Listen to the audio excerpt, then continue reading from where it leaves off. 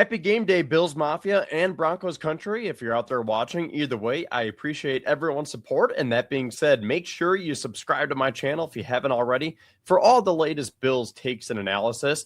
Make sure you hit that like button if you haven't already and drop a comment and let me know your thoughts ahead of today's huge AFC Divisional Round matchup between the 1-seeded Denver Broncos and the 6-seeded Buffalo Bills. So I think we need to start off by talking about the Bills' injury report because it finished a lot better than how it started this week after the announcements that both wide receivers Gabe Davis and Tyrell Shavers tore their ACLs in Sunday's win in Jacksonville. So the Bills started the week with only 3 healthy wide receivers on their roster. And even crazier, Tyrell Shavers played the entire second half with that torn ACL. 65% of his team's offensive snaps, Shavers played with that torn ACL. And even though Shavers wasn't getting targeted as much as I think he should have in the passing game, that is a huge loss for the Bills' running game because he was an exceptional run blocker and he really helped pave the way for James Cook and the Bills' #1 rushing attack. But then the Bills announced on Friday that Curtis Samuel has been activated from injured reserve as he was a full participant at practice this week. They also elevated Mecole Hardman off the practice squad as well as Frank Gore Jr. So while that doesn't bode well for Ty Johnson, it looks like the Bills' 5 wide receivers will be, in no particular order, Khalil Shakir, Keon Coleman, Brandon Cooks, Curtis Samuel, and Mecole Hardman. And you know what? I actually like that group of wide receivers when you combine the Bills' running game and their tight ends. I'll speak on this more as we progress throughout this video here.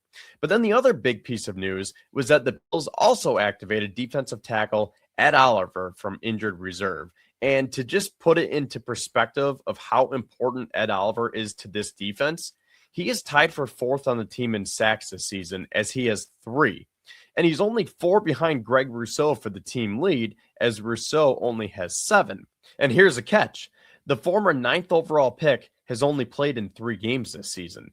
So Ed is averaging 1 sack per game this season. And while I would like to think that he's going to provide an instant boost to this defense, I would also tend to think that the Bills will probably put him on a snap count today as they don't want to overwork him and rush him back as he is coming back from not only that bicep injury, but also that knee procedure where he had his meniscus cleaned up. And as important as I think that Oliver is to this defense, the 2 most important players today for the Bills defense, in my opinion, are Joey Bosa and Greg Rousseau, because the Denver Broncos don't necessarily have those elite playmakers. They have some nice pieces. Bo Nix is a good quarterback. Cortland Sutton's a good wide receiver. They stretch it deep with Troy Franklin. RJ Harvey's been coming on, but they don't necessarily have anyone that scares you. I actually think that their best attribute on offense is Bo Nix's escapability and his ability to make plays happen on the run. That's where I think that they're most dangerous is when the play breaks down and Bo Nix can scramble around and make something happen down the field. So because of that, I think that it is imperative that Bosa and Rousseau can contain and set the edge so that Nix cannot get outside and scramble. Because let's be honest, the Bills only have 36 team sacks this season. The Broncos have 68. So that's almost 50% more. So I'm not expecting the Bills to come out and sack Nix 5 or 6 times. I think it's more important that they do what I said and just contain those edges in order to force the Broncos to have 3 and outs and hopefully create some turnovers. Okay, so now as we look at these team stats and rankings, so first we'll start with the offense. And I should preface this by saying that these are all based on the regular season. So the Bills had the 4th best total offense this season. The Broncos were 10th. Denver had the 11th best passing offense. Buffalo was 15th. The Bills' rushing attack was 1st in the NFL. The Broncos were 16th. And then for scoring down here, the Bills finished 4th, averaging 28.3 points per game. The Broncos were 14th, averaging 23.6 points per game. And as we scroll down here and look at the defensive rankings now, so this is where Denver excels. They had the 2nd best total defense. Buffalo was 7th. The Bills finished 1st in pass defense. The Broncos were 7th. The Broncos were 2nd in defending the run. The Bills were just 28th. But as I pointed out last week, there's some context that matters here because the Bills were run on a lot in terms of attempts. So naturally, those passing numbers are going to be inflated a little bit. And then scoring, the Broncos finished 3rd, only allowing 18.3 points per game. And it's interesting because last year they were exactly in the same spot as they finished third, only allowing 18.3 points per game. And then the Bills finished this season 12th, allowing 21.5 points per game. And as I mentioned, the Broncos finished first with sacks with 68. The Bills were tied for 20th with 36. And then turnover differential, the Bills were tied for 12th with a +1 differential, and the Broncos were tied for 19th with the -3. Now, here's an interesting stat that I found this week. Now, this includes the Jaguars game last week, but not the Jets game from a couple weeks ago when the Bills yanked their starters. So the Bills are 8-1 when James Cook runs for 100 or more yards this season, but they are only 4-4 when Cook rushes for less than 100 yards.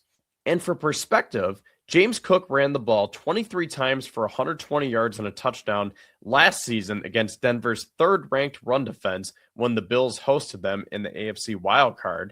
And then the Bills' offense as a whole ran the ball 44 times for 210 yards and a touchdown. So as you can see down here, as I mentioned in the tweet, the Broncos are ranked second in run defense this season. It'll be key for the Bills to get the ground game going again this week.